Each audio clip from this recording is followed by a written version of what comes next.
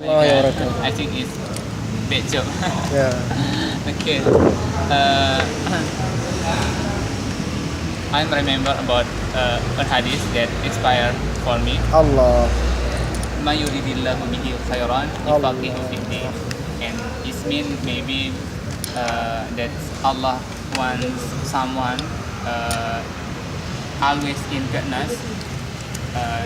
That Allah will provide that someone always to learn and have science of religion. And I'm inspiring about Rasulullah Allah. because he very follow about what Allah give instruction for this. In a case, in example, about love, about his romantic in his life. Maybe my friend, Rasulullah married the first wife is Khadijah, and he never How to say? Never cheat. Never cheat. Or Never he cheat. Never cheat. never, Never cheat. married again that until Khadijah died, and he very Passed away. always loved Khadijah, and he never want Khadijah maybe sakit hati, Broken heart. broken heart. Okay, thank you.